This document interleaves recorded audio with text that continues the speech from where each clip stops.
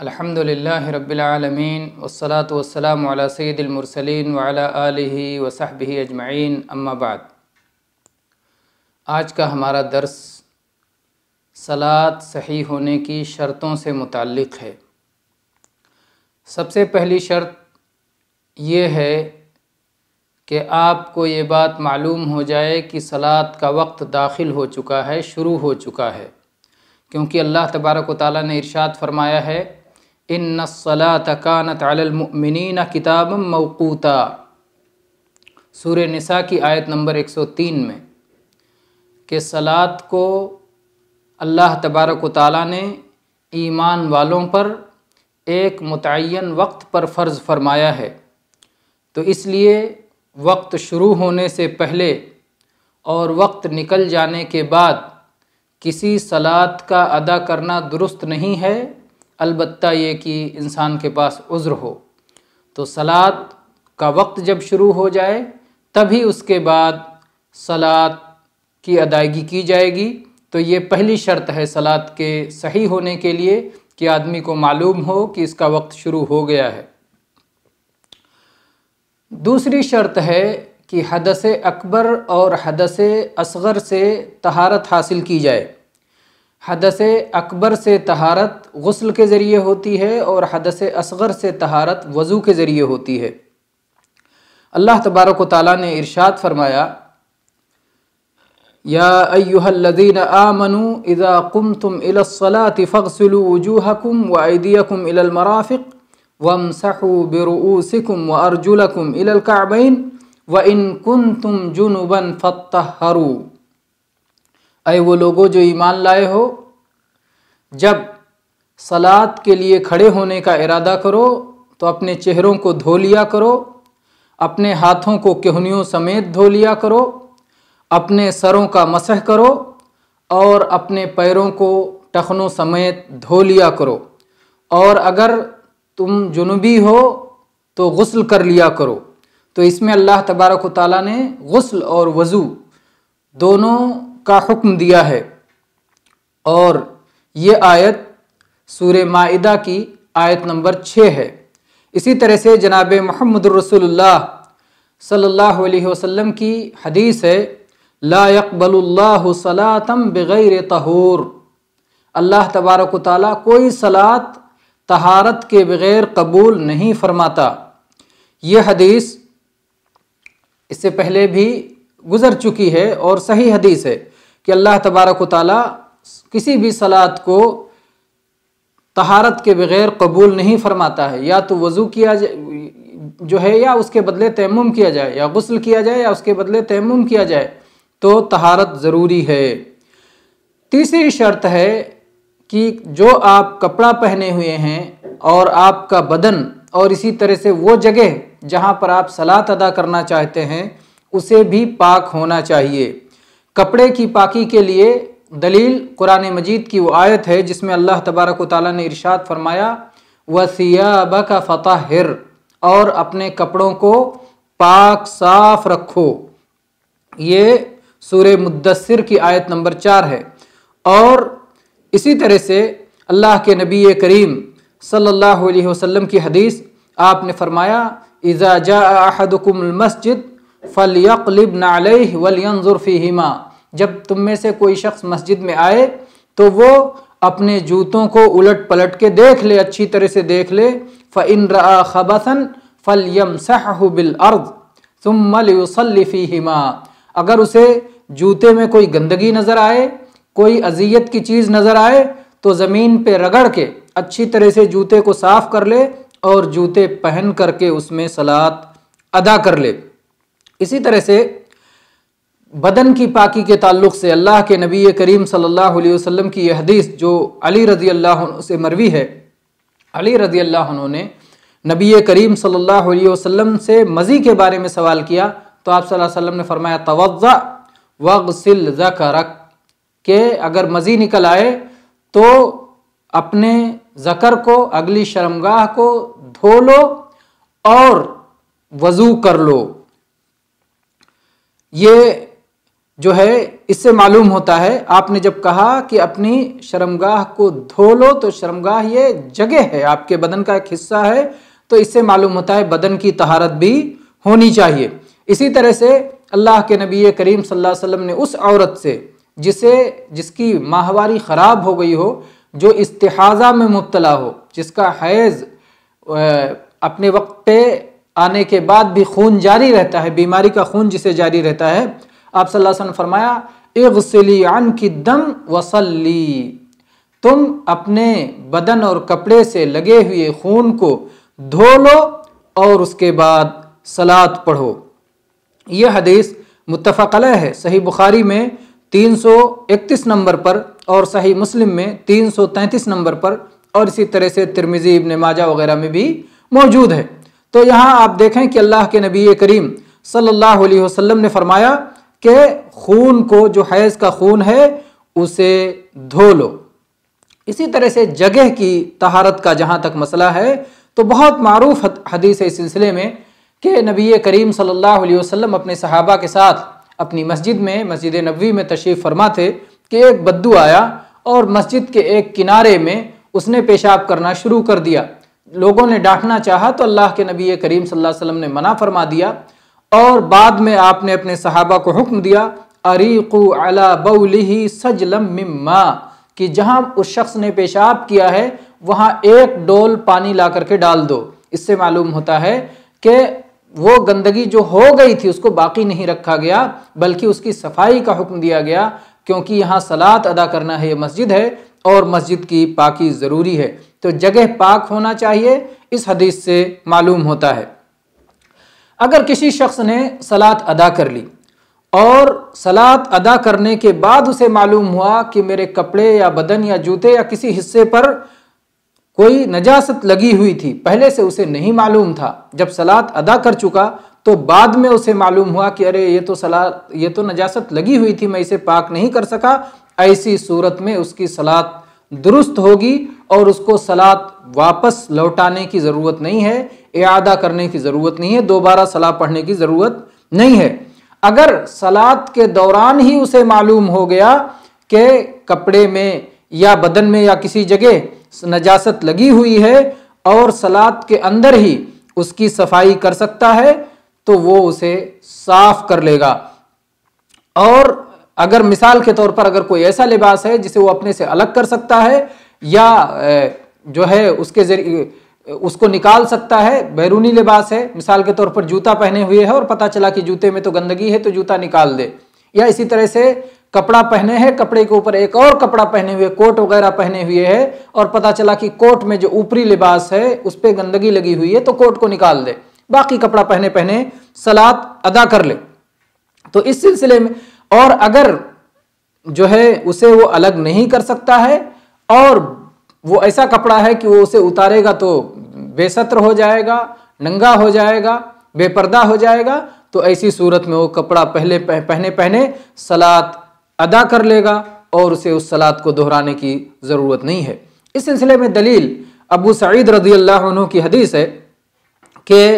نبی کریم صلی اللہ علیہ وسلم نے ایک بار صلاۃ پڑھائی اور دوران صلاۃ آپ نے اپنے جوتے اتار دیے تو لوگوں نے بھی اپنے اپنے جوتے اتار دیے۔ اللہ کے نبی کریم صلی اللہ علیہ وسلم نے جب سلام پھیرا تو لوگوں سے پوچھا لما خلعتم، کہ تم نے اپنے جوتے کیوں اتار دیے؟ تو انہوں نے کہا کہ اے اللہ کے نبی صلی اللہ علیہ وسلم، ہم نے آپ کو جوتے اتارتے ہوئے دیکھا تو ہم نے بھی جوتے اتار دیے۔ تو اللہ کے نبی کریم صلی اللہ علیہ وسلم نے فرمایا کہ جبریل علیہ السلام میرے پاس آئے تھے، آپ نے مجھے بتایا کہ ان جوتوں میں گندگی لگی ہوئی ہے تو اس لیے میں نے ایسا کیا۔ اللہ کے نبی صلی اللہ علیہ وسلم نے پھر صحابہ کو حکم دیا کہ جب کوئی شخص مسجد آئے تو وہ اپنے جوتوں کو الٹ پلٹ کے خوب اچھی طرح دیکھے، اگر ان جوتوں میں گندگی لگی ہوئی ہو تو اس کو زمین سے رگڑ کر کے اچھی طرح صاف کر لے اور انہی جوتوں میں صلاۃ ادا کر لے۔ یہ سنن نبی داؤد کی 636 نمبر کی حدیث ہے۔ تو اس سے معلوم ہوتا ہے یہ جو مسئلہ بتایا گیا کہ کس طرح سے دوران صلاۃ جو ہے اگر علم ہو اور اسے الگ کر سکتا ہو۔ اللہ کے نبی صلی اللہ علیہ وسلم کو صلاۃ کے دوران معلوم ہوا کہ جوتوں میں گندگی لگی ہوئی ہے، آپ نے جوتے اتار دیے، تو چونکہ اس کو اتارا جا سکتا تھا۔ یہ مسائل کی دلیل ہوئی۔ اگلی شرط ہے ستر پوشی۔ ستر پوشی کے تعلق سے اللہ تعالیٰ نے قرآن مجید میں ارشاد فرمایا یا بنی آدم خذوا زینتکم عند کل مسجد، سورہ اعراف کی آیت نمبر 31 میں اللہ تعالیٰ نے فرمایا اے آدم کے بیٹو، ہر مسجد میں جاتے ہوئے، مسجد کے اندر صلاۃ ادا کرنے کے وقت میں اپنی زینت پہن لیا کرو، اپنے کپڑے پہن لیا کرو۔ تو یہ آیت اس وقت نازل ہوئی یا اس پس منظر میں نازل ہوئی کہ جاہلیت کے زمانے میں لوگ کعبہ کا ننگا طواف کیا کرتے تھے، تو اس سے منع فرما دیا اللہ تبارک و تعالیٰ نے کہ ننگے مت طواف کیا کرو، بلکہ اپنے ستر کو چھپایا کرو، شرمگاہوں کو چھپایا کرو، بے پردہ مسجد میں اور ننگ دڑنگ مسجد میں مت جایا کرو۔ اسی طرح سے اللہ کے نبی کریم صلی اللہ علیہ وسلم کی حدیث ہے، آپ نے فرمایا لا يقبل اللہ صلاة حائض الا بخمار۔ یہ حدیث صحیح ہے، صحیح ابن ماجہ میں 534 نمبر پر، سنن ابی داؤد میں 627 نمبر پر، سنن ترمذی میں 375 نمبر پر اور سنن ابن ماجہ میں 655 نمبر پر موجود ہے۔ اس میں اللہ کے نبی صلی اللہ علیہ وسلم نے فرمایا کہ اللہ تبارک و تعالیٰ کسی بالغ عورت کی صلاۃ کو قبول نہیں کرتا دوپٹہ کے بغیر۔ تو عورت تو پورا کا پورا بدن اس کو چھپانے کی چیز ہے، سر کے بال چھپانے کی چیز ہیں، تو اس لیے اس کے لیے وہ ستر ہے، اور مرد کے لیے ستر صلاۃ کی حالت میں مختلف ہے۔ تو مرد کا جو ستر ہے وہ اس کے گھٹنے سے لے کر کے ناف تک، یا آپ اوپر سے اگر دیکھیں تو ناف سے لے کر کے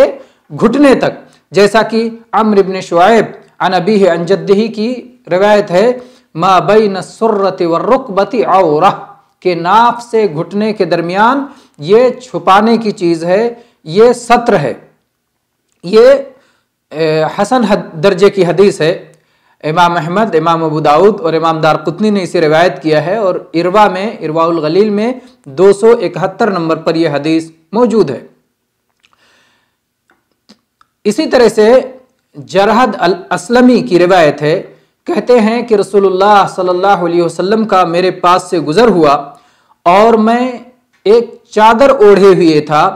اور میری ران کھلی ہوئی تھی، تو اللہ کے نبی کریم صلی اللہ علیہ وسلم نے فرمایا غط فخذک فإن الفخذ عورہ،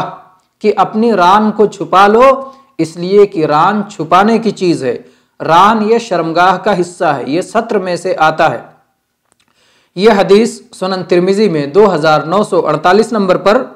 موجود ہے، اور اسی طرح سنن ابی داؤد میں 3995 نمبر پر موجود ہے، اور علامہ البانی نے اسے صحیح قرار دیا ہے الاروا میں 269 نمبر پر۔ تو اس سے معلوم ہوتا ہے کہ مرد کو یہ حصہ ناف سے لے کر کے اور جو ہے گھٹنے تک چھپانا چاہیے،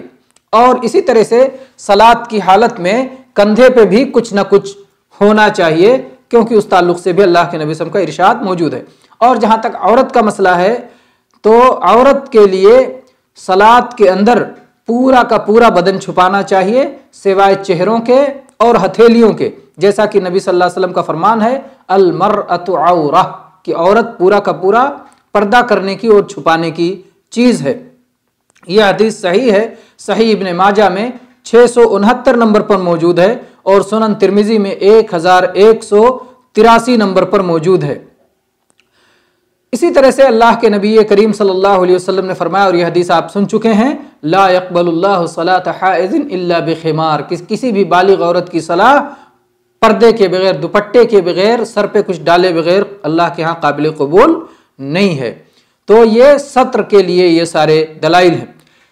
پانچویں شرط ہے قبلہ رخ ہونا، قبلہ کی طرف، کعبہ کی طرف، مکہ کی طرف منہ کر کے صلاۃ ادا کرنا۔ اس سلسلے میں اس کی دلیل اللہ تبارک و تعالیٰ کا یہ قول فَوَلِّ وَجْهَكَ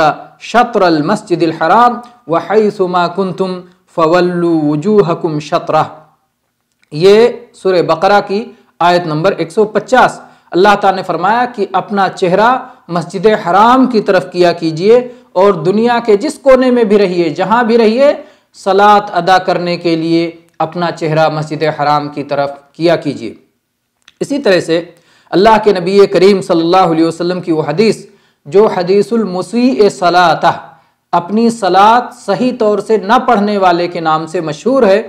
اس میں اللہ کے نبی صلی اللہ علیہ وسلم نے فرمایا اذا قمت الى الصلاۃ فاسبغ الوضوء ثم استقبل القبلہ، کہ جب تم صلاۃ کے لیے کھڑے ہو تو مکمل وضو کرو اور اس کے بعد قبلہ کی طرف منہ کر کے کھڑے ہو جاؤ، قبلہ کی طرف منہ کر لو۔ تو قبلہ کی طرف منہ کرنے کی ہمیں تعلیم دی گئی ہے، یہ صلاۃ کی شرطوں میں سے ایک شرط ہے۔ یہ حدیث متفق علیہ ہے، صحیح بخاری میں 6251 نمبر پر اور صحیح مسلم میں 397 نمبر پر موجود ہے۔ البتہ اگر سخت خوف کی حالت ہو اور قبلہ کی طرف استقبال نہ کیا جا سکتا ہو تو ایسی صورت میں استقبال قبلہ معاف ہو جائے گا، اور ایسے ہی اگر آدمی نفل ادا کر رہا ہے اپنی سواری پر سفر کی حالت میں تو اس وقت بھی قبلہ کی طرف رخ نہ ہونا جائز ہے، اور اللہ تبارک و تعالیٰ نے فرمایا فَإِنْ خِفْتُمْ فَرِجَالًا أَوْ رُكْبَانًا، اگر خوف کا وقت ہو، خوف کی حالت ہو تو پیدل چلتے ہوئے سواری میں کیسے بھی صلاۃ ادا کی جا سکتی ہے۔ یہ خوف کا مسئلہ ہے تو کدھر بھی رخ ہو جائے، کوئی حرج کی بات نہیں ہے۔ اور عبداللہ ابن عمر رضی اللہ عنہما اس کی تفسیر میں فرماتے ہیں کہ مستقبل القبلہ وغیر مستقبلیہا، کہ آپ جب خوف کی حالت میں ہو تو چاہے قبلہ کی طرف رخ ہو چاہے قبلہ کے علاوہ کسی اور طرف رخ ہو۔ امام نافع عبداللہ ابن عمر رضی اللہ عنہ کے آزاد کردہ غلام فرماتے ہیں کہ مجھے یاد پڑتا ہے کہ یہ بات عبداللہ ابن عمر رضی اللہ عنہ نے اپنی طرف سے نہیں بلکہ نبی کریم صلی اللہ علیہ وسلم کی طرف سے مرفوعاً بیان فرمائی ہے۔ یہ چیز صحیح بخاری میں 4535 نمبر پر ثابت ہے۔ اور ایسے ہی عبداللہ ابن عمر رضی اللہ عنہما سے روایت ہے کہ نبی کریم صلی اللہ علیہ وسلم کان یسبح علی راحلتہ قبل ای وجہ توجہ، نبی کریم صلی اللہ علیہ وسلم اپنی سواری پر نفل ادا کیا کرتے تھے جس طرف بھی سواری کا رخ ہو جائے، ویوتر علیہا، اور اپنی سواری ہی پر آپ وطر بھی پڑھ لیا کرتے تھے، غیر انہ لا یصلی علیہا المکتوبہ، اور فرض صلاتوں کو اللہ کے نبی صلی اللہ علیہ وسلم سواری پہ نہیں پڑھتے تھے۔ تو فرض نہیں پڑھتے تھے آپ، لیکن نوافل اور وطر یہ آپ سواری پہ پڑھ لیتے تھے، سواری کا منہ جدھر بھی ہو جائے، قبلہ کی طرف رہے یا قبلہ کے علاوہ کسی اور طرف رہے۔ یہ حدیث متفق علیہ ہے، صحیح مسلم میں 700 نمبر پر، اور امام بخاری نے تعلیقاً روایت کیا ہے 1098 نمبر پر۔ تو اس طرح سے آپ دیکھیں کہ یہ شرط قبلہ کی طرف منہ ہونے کی شرط دو حالتوں میں ختم ہو جاتی ہے، ایک نوافل پڑھنے کی حالت میں جب سفر کے اندر ہوں، اور ایک شدت خوف کی حالت میں۔ ایک شخص اگر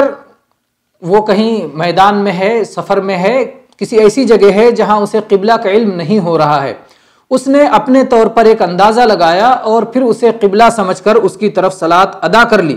پھر بعد میں اسے معلوم ہوا کہ اس نے تو قبلہ کی طرف نہیں بلکہ کسی اور طرف منہ کر کے صلاۃ ادا کی ہے، تو ایسی صورت میں اس کی صلاۃ ہو جائے گی، اسے صلاۃ دہرانے کی ضرورت نہیں ہے۔